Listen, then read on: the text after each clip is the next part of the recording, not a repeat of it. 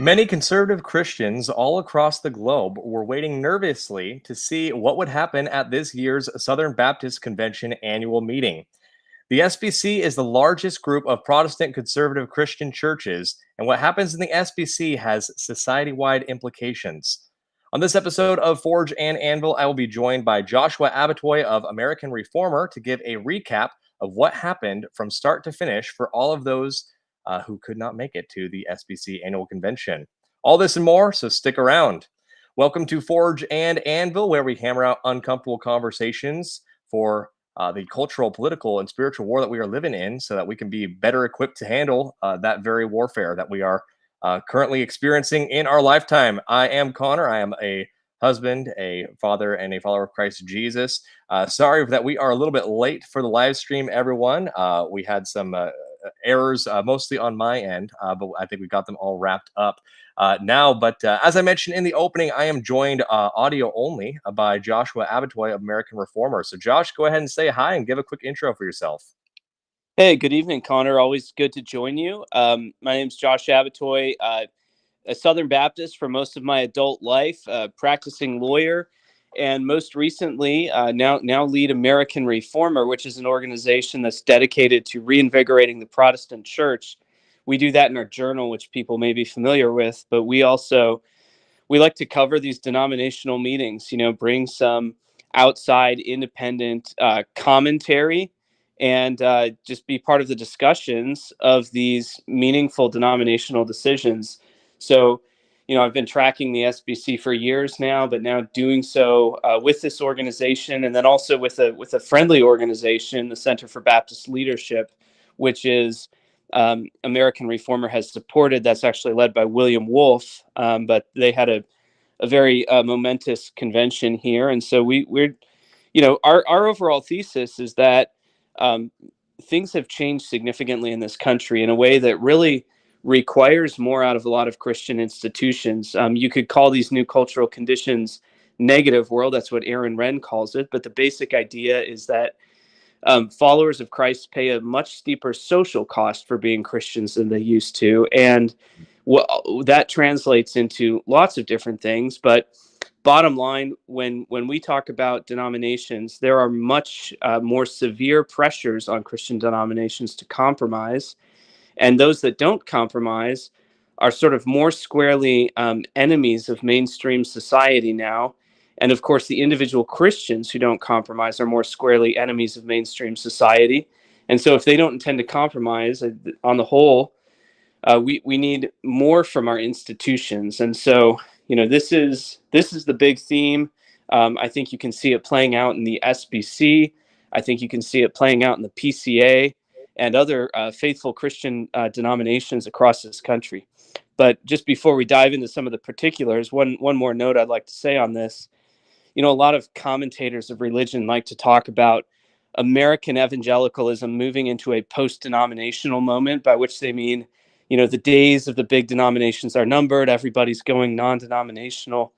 I think that's yesterday's news. I think that's old news. I actually think the theme going forward is going to be increasingly Christians stepping up, maybe even coming from outside of ministry, people coming from white-collar jobs or other parts of society, and re-engaging these old denominations, because what we're seeing is there's a lot of value they can provide in these times with the resources that they bring to the table, the education, the scale. I think I'm seeing just increased hunger for these denominations to be engaging the culture in a rigorous way, in a way that equips Christians for these times. Yeah, I completely agree. And I fall into that same category. I was someone who considered myself kind of a non-denominational Christian, as so many have. And as Negative World has trekked onward, it's challenged some of my preconceived ideas. And lo and behold, a few years' time, I end up finding myself in a SBC church, proudly calling myself a member of the SBC. And I went to my first SBC annual meeting this year. And so, of course, that brings us to our topic for tonight. I wanted to have you on, Josh, mostly so that tonight's episode can serve as a recap for those who are not there. I don't usually announce guests in advance in case the scheduling issues come up, but barring any unfortunate circumstances, Jared Moore should be joining the show next week to kind of give a little bit more of a recap of what happens next. And you and I will talk about a bit of that tonight as well, Josh. But tonight, I mostly want to focus in on kind of recapping, sort of beginning to end, what happened at the convention, because there's a lot of people who are interested in the SBC. They're invested in it, but they couldn't make it to Indianapolis for the SBC annual meeting. It was my first meeting, and I learned a whole lot. And sometimes I was learning things, and by the time I finally understood what was happening, the event was over. So let's kind of break it down a bit, Josh, for the listeners. So let's maybe start at what happened with each individual day. So Sunday, there's not really much going on there at the SBC convention. So really, the main going ons kind of happened Monday, Tuesday, and Wednesday for the convention. So let's maybe break it down day by day. You know what? Actually, before we do that, let's first outline for conservative SBC messengers, what were kind of the main goals that we had going into this meeting that we were hoping to accomplish? Yeah, absolutely. I'll try to hit on those quick. There was a lot we were trying to do here. Um, the first one, top line, we were trying to pass and finally ratify a procedural move called the Law Amendment. This is an amendment to the Constitution of the SBC that would remove all discretion from enforcement and say, as a bright line rule, if a church has women pastors of any kind, they are not SBC. Now, you might say, well, doesn't the SBC already say that? And that's true. We have a confession of faith that already says the office of pastor is reserved for men. But the issue that was being encountered in the convention was there were churches with women pastors that were being reported to the Credentials Committee. This is the committee in Southern Baptist life responsible for enforcing questions of doctrine and other questions with member churches. And the Credentials Committee was receiving these reports and not acting quickly enough. And in fact, in some cases, in the convention in Anaheim in 2022, the chair of the Credentials Committee actually told the whole convention, we don't have enough guidance to proceed with these complaints that we're receiving about egalitarian churches. We're not sure what a pastor is. And that's a verbatim quote. What is a pastor? Was actually asked from the stage of the convention in 22. And so, I think the documents were probably already clear enough, but just for the avoidance of doubt, belt and suspenders, let's not leave any room for interpretation. The conservatives, and in particular Mike Law, a small church pastor from Northern Virginia, made an amendment to the Constitution just for the absolute avoidance of doubt to remove discretion. And that motion, the powers that be in the SBC, the people on the platform who run the convention, were opposed to it. But nonetheless, in New Orleans last year in 2023, the law amendment passed with an apparent 75 or 80% vote from the room. And that kind of surprised the leaders. And so this last year has been a massive run up where supporters of the law amendment made their case in public, and then detractors of the law amendment made their case in public. And in fact, most of the leaders of SBC entities and some also very prominent pastors came out very strongly against the law amendment in the lead up to the convention. So there were a handful of seminary presidents who came out in support, but otherwise the heads of entities, like the large ones, for instance, the North American Mission Board, and other people, even the president of the SBC and other people on the executive committee, made their views known. They did not want this amendment to pass. This was the number one issue, I think, for conservatives going into this convention. Right.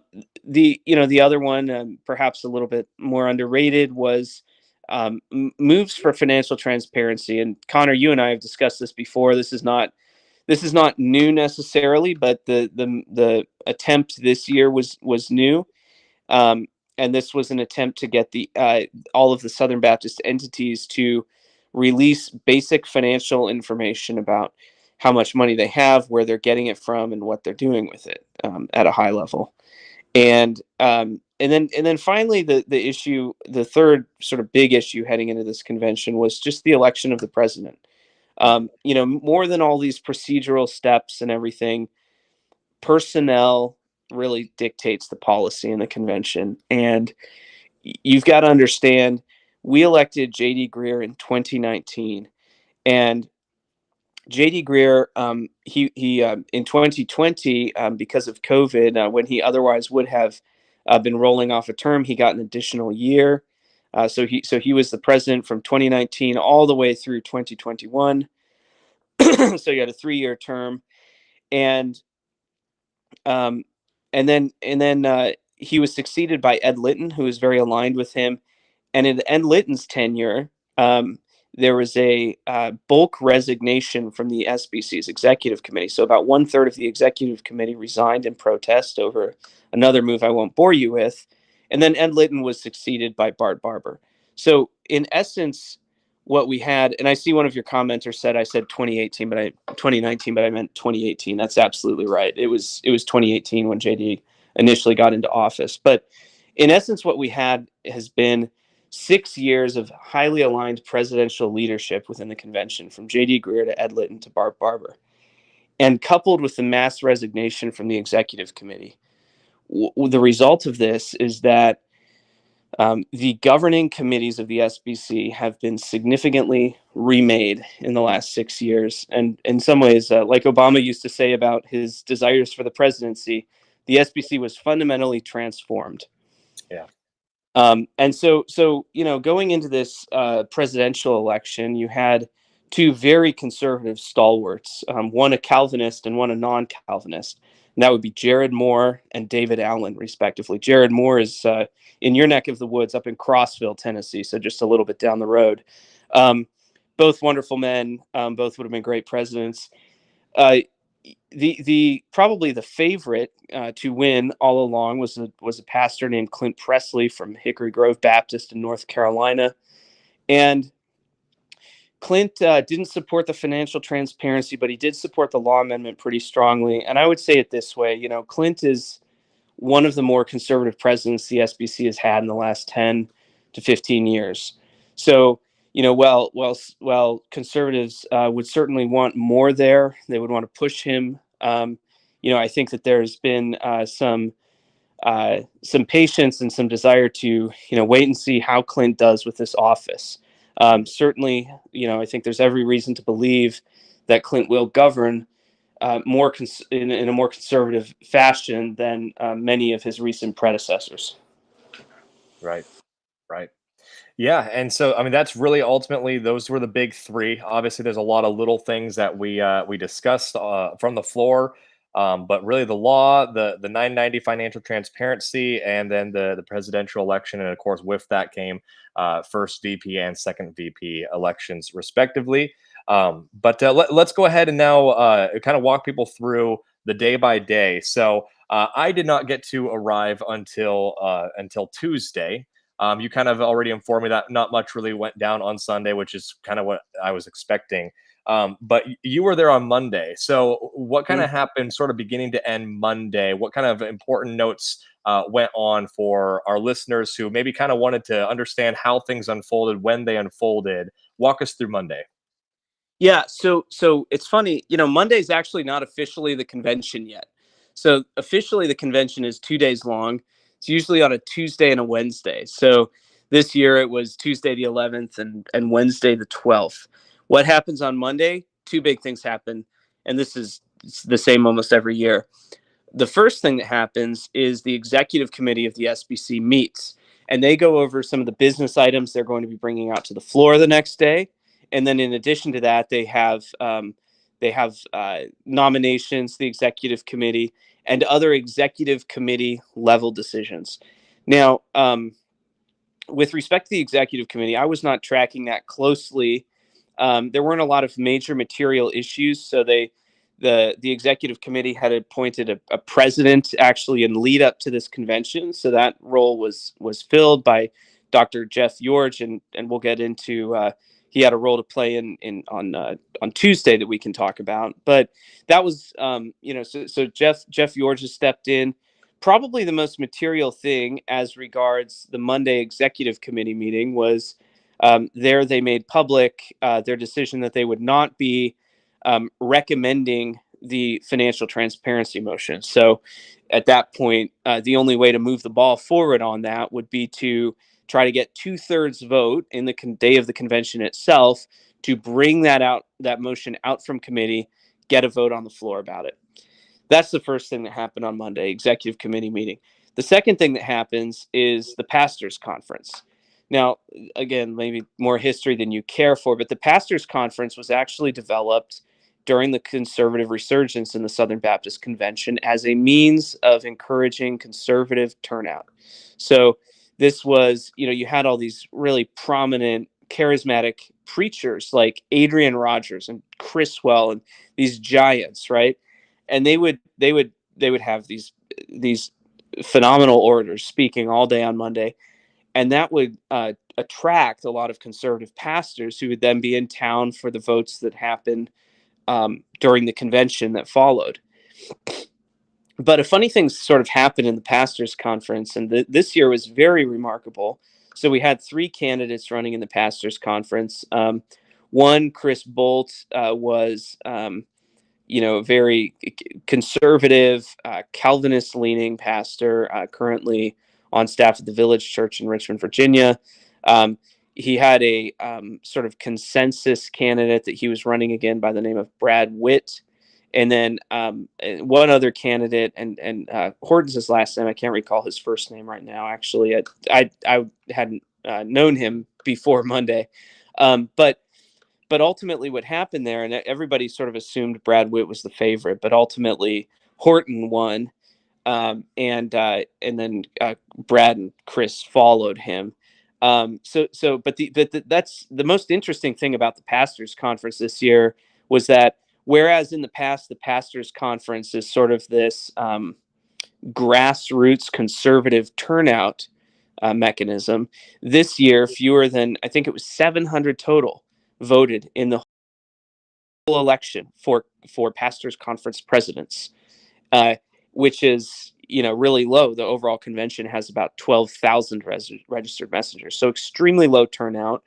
And just looking at the vote breakdowns from that turnout, it would appear to me to be overwhelmingly from not sort of grassroots people, but from the much more engaged church planters or people involved in SBC politics. So what started as sort of an outsiders, grassroots-driven conference appears to me to now be largely sort of an insiders game and a relatively low turnout one at that. So that's what transpired on Monday. Not a ton of business happening. The convention itself starts on Tuesday morning, and there's no way to really it's hard to even describe the insanity of it, but you have 10, 12, sometimes 20,000 people gathering in a room to have a deliberation run according to Robert's rules. I mean, it's supposedly the biggest deliberative body in the world run according to Robert's rules, and I can see why you wouldn't want it to be much bigger. It starts to get unwieldy trying to run a deliberative body that large. So yeah, that carries us into Tuesday, and we can start getting into more of the gory detail there, but I'll pause if you have any follow-ups or comments on Monday's business. Yeah, we could definitely pick up the thread about how the pastors conference no longer seems to be grassroots, but I know that we could spend a lot of time there, and really the meat and potatoes of our conversation is going to be all surrounding on a Tuesday and Wednesday. So maybe we'll have to do a follow-up episode to talk all about the pastors conference some other time. But let's jump into Tuesday then. So go ahead and walk us through Tuesday. Obviously, this is the first day of the actual convention, so everyday messengers are showing up. I was one of those people who was not there for the pastors conference. For those of you who don't know, the pastors conference is marketed to pastors. Many messengers from churches only come for the 2 convention days, myself included. So from here on, I was actually able to witness a lot of this stuff, but I'll go ahead and turn over to you to kind of break down Tuesday's events as they took place. Yeah, so Tuesday morning, look, the way these programs work, they always intersperse business sessions where people on the floor get to talk, and it's a deliberation, quite active at times. They always intersperse that with more laid back programming. They'll have some worship music and prayer. They'll have sermons and that sort of thing. So I'm going to skip over a lot of that stuff and talk about like the business. But there is one sermon that I do want to touch on. So Tuesday morning starts with new business, a flurry of new motions made in the morning, some of which were fairly interesting, and then it really got interesting early Tuesday afternoon. That first session, when messengers got back from their lunch break, is when the fireworks really started to fly with respect to new business. I say new business. This is the opportunity for messengers to go up to a microphone and tell that whole room, here's my idea for a motion. And it could be to amend some of our governing documents. It could be to, they often try to tell the entities what to do specifically. Almost anything under the sun you can try. Not all of it will be in order from a parliamentary procedure. But Tuesday afternoon was sort of nonstop fireworks with financial accountability, transparency, and then and a lot of these are minor things, but they're all sort of from a reformist agenda. We want to know more about how our entities are handling our money, how they're appointing their leaders, etc. And I won't get into the gory details, but scores of motions along those lines. A clear dominant theme in the convention this year. And then another big theme was a motion made by Tom Askell, again in that early afternoon session, to abolish the ERLC. Now, this is something that this is the third time since 2018 that motion's been made.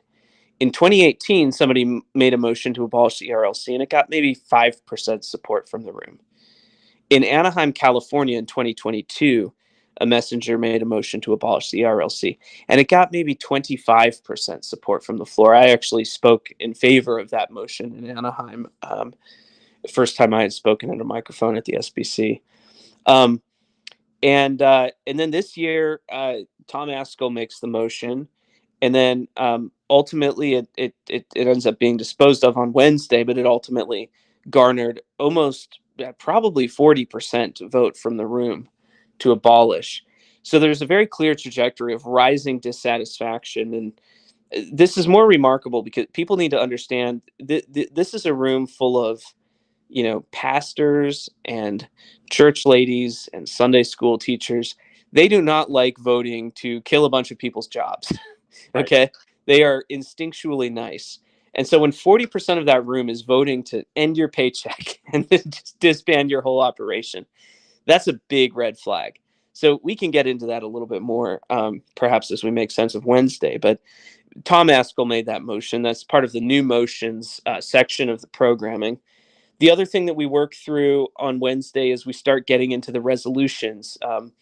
These resolutions are just non-binding, momentary statements of the convention's opinion on various things.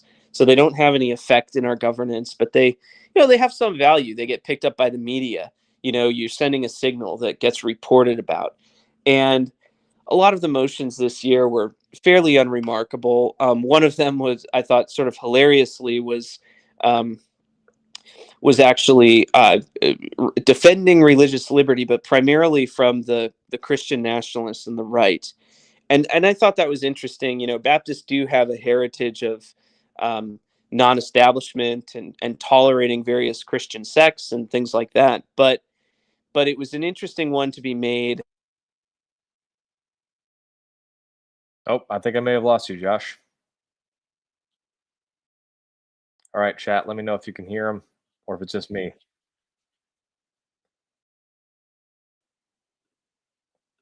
Hey, Connor? Hello, can you hear us now, Josh? Hey, I can hear you. Can you hear me? I can now. Okay. Excellent. Okay. Yes, well, you were telling us about were telling us about the how Baptists and kind of their history with non-establishment. And feel free to pick it up. Yeah. So this motion that was submitted this year was supporting religious liberty. But it was postured as if the major threat to religious liberty today is coming from the right, coming from the Christian nationalists. So that was an interesting one. It garnered some resistance from the floor, which is interesting, but ultimately passed. The other, probably the biggest headline resolution this year was a resolution calling for Christians to study and kind of take seriously the ethical issues presented by IVF. Mm. And that may not sound like a huge deal, but there's a lot of people in that room that have taken IVF. There's a lot of Christians across the country that have used IVF to conceive. And it's something that until pretty recently, there was a lot of disagreement amongst Christians about the ethicality of IVF. Catholics have always been more united than Protestants on that question. But it despite fairly effective resistance, the IVF resolution ended up passing by a pretty wide margin, and that's very interesting, and that was widely reported. But then, as you know, a bunch of resolutions we never even had time to get to, and they were shelved and ultimately not passed, even though they were presented by the committee. And just a word, your listeners may be curious, like, how do I submit a resolution? So I heard there were about 30 resolutions submitted this year to the committee. The committee takes all of the resolutions. Some of them they revise and try to edit to get into presentable form to the convention. Other ones, they'll just kill. They just sit on that resolution, and sometimes the committee, somebody sitting on the committee, will write their own resolution. But in theory, any Southern Baptist can submit a resolution. And so, for those who are listening who care deeply about certain issues and think it would be good for the SBC to speak to it, I would say resolutions are overall an underutilized step in the convention. And one of the things that you can do if you want to increase the chances of your resolution succeeding is to try to get pastors to sign on in support of your resolution when you submit it. Anyways, that's just an aside. The other major business that we handle on Tuesday is we have the first round of our presidential elections, and this year we had our first election to nobody's surprise. Because there were 6 candidates, it had to go to a runoff. You keep doing runoffs until one candidate can break 50%. So in this case, we had 6 candidates. After the first ballot, 3 candidates survived. Clint Presley, Dan Spencer, and David Allen advanced to the next round. And Mike Keybone, Bruce Frank, and Jared Moore fell off after the first ballot. And then from there, the presidential election ballot went to Clint Presley versus Dan Spencer. A little bit surprising. Dan Spencer's a late entrant to the race, pastors a large, well-resourced church outside of Knoxville, Tennessee, but apparently quite popular, very tied in with the state convention in Tennessee, and sort of came out of nowhere to be the opposition. It was interesting that both Mike Keybone and Bruce Frank, both of whom are fairly prominent, did not perform very well. So they're both very big names, and they were right around the same support levels as what Jared Moore got. And in contrast, Jared Moore is the pastor of a small country church in rural Tennessee. And so that was heartening if you're a conservative, that Jared, with a much smaller platform and national name recognition, was able to match the support that these much bigger names on the left side of the convention were able to garner. So anyways, yeah, so we have the presidential elections on Tuesday. And then the final thing I want to touch on Tuesday is Jeff George's sermon. Now, Jeff George, again, he's the president of the executive committee. This is sort of a staff role. I mean, he's a full-time guy who's helping to run the executive committee all around the year when the convention's not meeting. The executive committee is tasked with effectuating the will of the convention between the conventions. And the president, he has people that report to him. They have offices in Nashville. He works there. He's doing things. He's not the president of the convention like Bart Barber, but he's the president over the staff. So if you're talking about like the operations and doing financial operations for the executive committee, and then crucially, a lot of the professional decisions. So, for example, abuse reform, with what the messengers have told the executive committee to do, that requires the executive committee to go out and hire investigative firms and law firms and try to find insurance policies and try to find a way um, to create a public database of abusers that can be checked by other churches. The blocking and tackling and actually execution of that is dependent upon the executive committee staff that sits in offices in Nashville and is actually working on this SBC business day in and day out. So Jeff George is the guy who's going to lead that executive effort.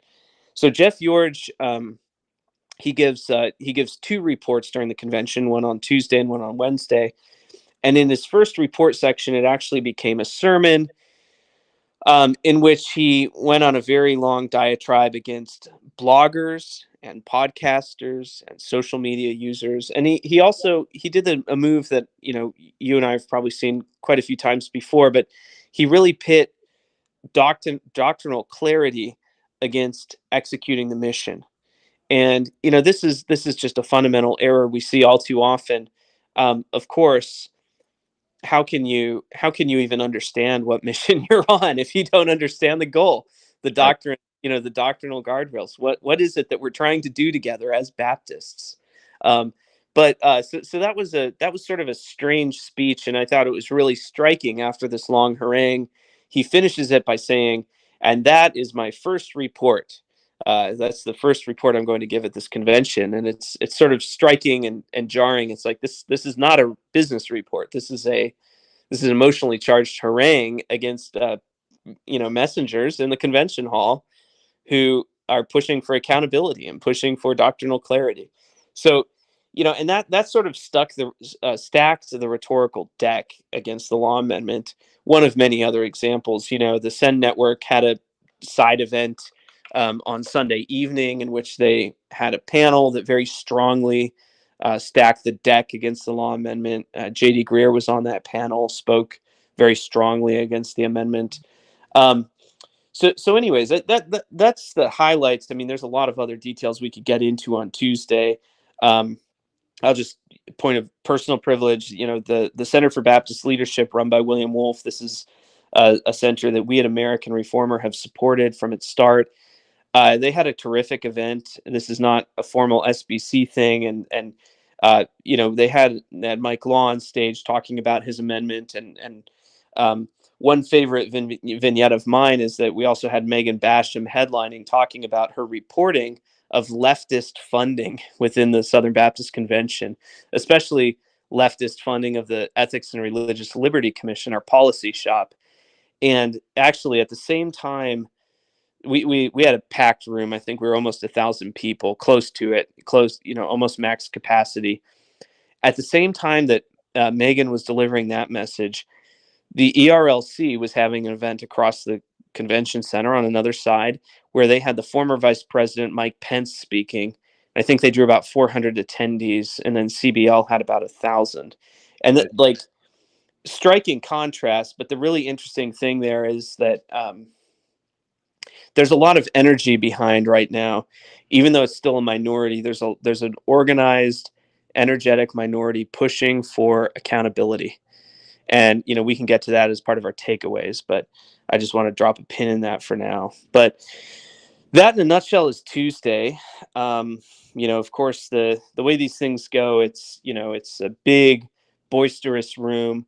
There's lunches all over the place, so every day there's seminaries and various other organizations that host luncheons that you can sign up for and attend and everything. And so that's how these things go. There's a big exhibit hall where different Southern Baptist organizations set up tables and sell goods or services and just network and things like that. It's part trade show, part deliberative meeting. So Right. that's the main result of Tuesday.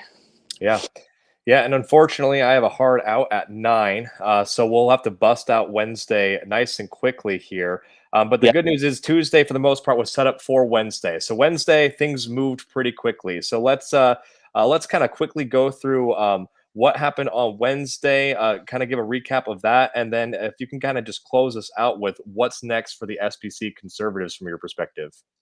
Yeah, I'll go quickly. So Wednesday, you wrap up more officer elections, and for like first VP, second VP, various other positions if there's a candidate running.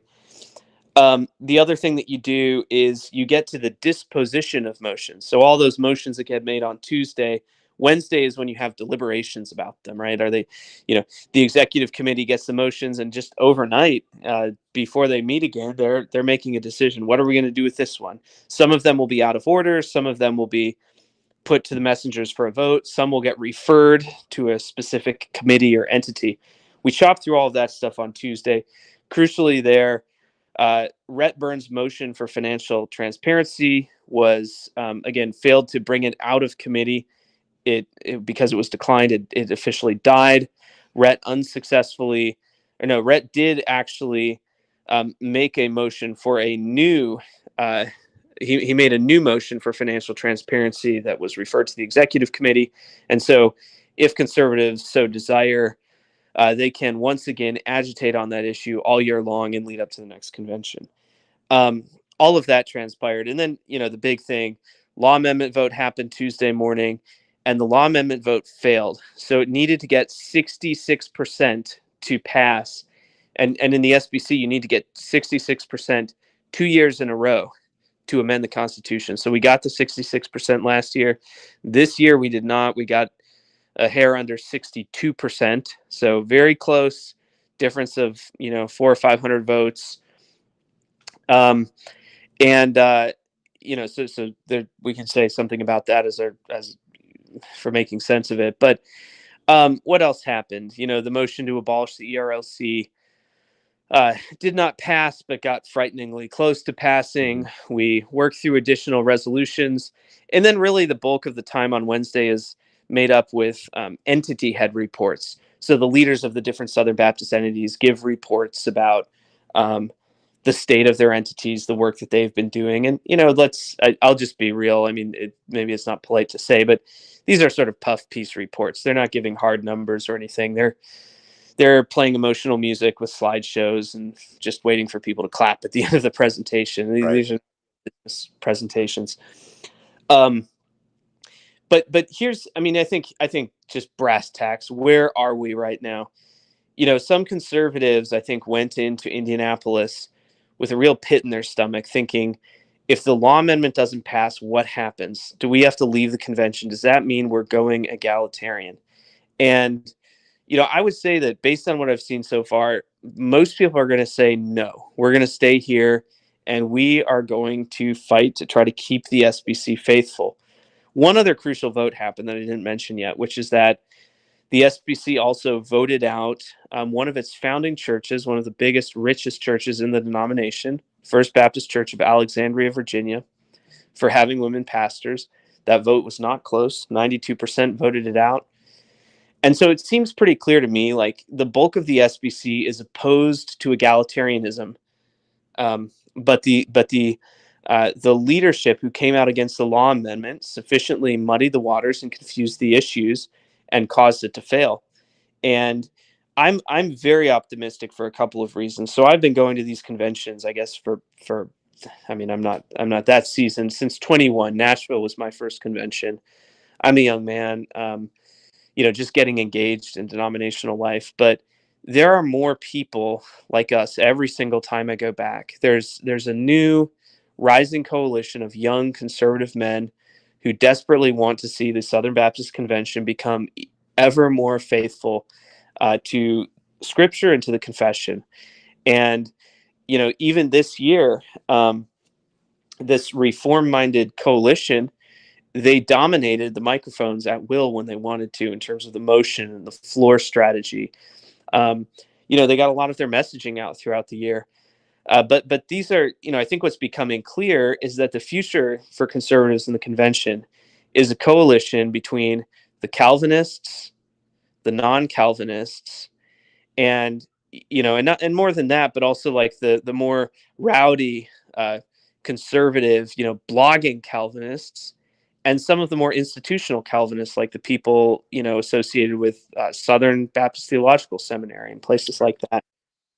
And it's really the future battle lines, I think, in the SBC are between those camps that are driven by biblical faithfulness over and against a camp that is primarily driven by pragmatism. Call it the camp that wants to see the growing numbers, keep the doctrinal stuff to a minimum so that you can have the tent as big as possible. That's the battle of the future in this convention. And, I left. It was tough to see the law amendment fail, and we absolutely need to try it again because we do not have enough clarity. But I did leave Indianapolis very heartened because I think for the first time, I think we saw a lot of people kind of waking up and saying, okay, like we need to change the direction, and we need to, with this,